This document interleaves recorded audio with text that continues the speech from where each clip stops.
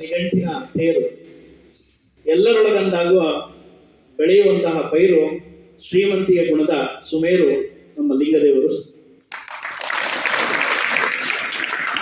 ಹಾಗೆ ಈ ಒಂದು ಕಾರ್ಯಕ್ರಮದ ಮುಖ್ಯ ಉದ್ದೇಶ ಇದಾಗಿತ್ತು. ಸದ್ಭಾವಿತರಿಗೆಂದೇ ಸದ್ಭಾವನೆಯ, ಸದಾಭಿಮಾನದ, ಸನ್ನಡತೆಯ, ಸದ್ವಿಚಾರದ, ಸದಾಭಿರುಚಿಯ ಸನ್ಮಾನ ಶ್ರೀ ಲಿಂಗದೇವರು ಸರ್.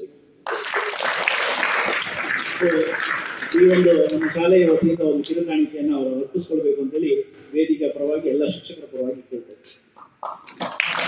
ಶಾಲೆಗೆ ಅರ್ಪಿಸಿದ್ದೇನೆ ಅಂತ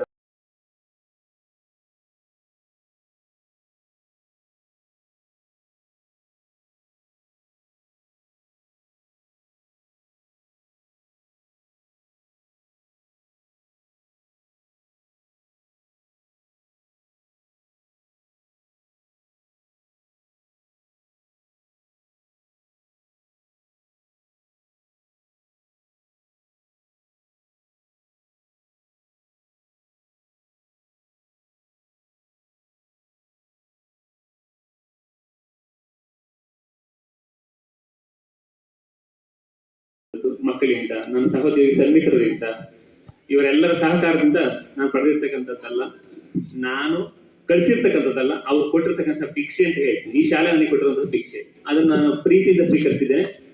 ನನ್ನ ಜವಾಬ್ದಾರಿಯನ್ನು ಹೆಚ್ಚು ಮಾಡಿದ್ದೆ. ನನ್ನ ಹೆಗಲಲ್ಲಿ ಇನ್ನೂ ಹೊರೆ ಹೆಚ್ಚಾಯಿತು. ನಾನು ಇವಾಗ 5 ನಿಮಿಷ ಲೇಟಾಗಿ ಬರೋಕ್ಕೂ ಮನಸ್ಸು ಒಪ್ಪಲ್ಲ ಮತ್ತೆ. ಯಾಕೆಂದ್ರೆ ಪ್ರಶಸ್ತಿ ಪಡೆದ ಮೇಲೆ ಆ ರೀತಿ ನಡ್ಕೊಳ್ಳೇಬೇಕು. ಇಲ್ಲಿವರೆಗೂ ಇದ್ದಿದ್ದೇ ಬೇರೆ ಆಗುತ್ತೆ, ಇನ್ಮೇಲೆ ಇರೋದೇ ಬೇರೆ ಆಗುತ್ತೆ. ಎಲ್ಲರ ಕಣ್ಣು ಇರುತ್ತೆ.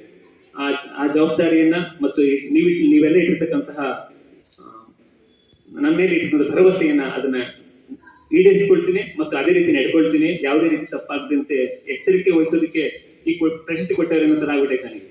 ಎಲ್ಲೂ ತಪ್ಪು ಮಾಡಲೇಬಾರದು. ನಾನು ಇವಾಗ ತಪ್ಪು ಮಾಡೋದು ಅಂದ್ರೆ ಇವರೊಬ್ಬರು ಉತ್ತಮ ಶಿಕ್ಷಕರ ಅಂತ ಒಂದು ಪ್ರಶ್ನೆ ಮಾರ್ಕ್ ಆಗ್ತದೆ ಮುಂದೆ.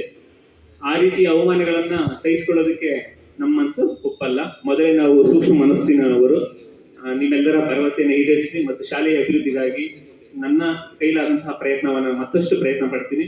ನಿಮ್ಮೆಲ್ಲರ ನಂಬಿಕೆಯನ್ನು ಉಳಿಸ್ಕೊಳ್ತೀನಿ ಹೇಳ್ತಾ, ಅಲ್ಲಿ ಬಂದಿರತಕ್ಕಂತಹ ಜಿಲ್ಲಾ ಪ್ರಶಸ್ತಿಯಿಂದ ಬಂದಿರತಕ್ಕಂತಹ ಬಹುಮಾನವನ್ನ ಶಾಲೆಯ ಅಭಿವೃದ್ಧಿಗೆ ಮುಖ್ಯ ಶಿಕ್ಷಕರ ಸನ್ನಿಧಿಯಲ್ಲಿ ಮತ್ತು ಎಲ್ಲ ಸಹಾಯಕ ಶಿಕ್ಷಕರಿಗೂ ಕೂಡ ಇದನ್ನ ಸಲ್ಲಿಸ್ತಾ ಇದ್ದೀನಿ. ಇದನ್ನು ದಯವಿಟ್ಟು ಸ್ವೀಕರಿಸಬೇಕು ಅಂತ ಕೇಳ್ಕೊಳ್ತಾ ಇದ್ದೀನಿ.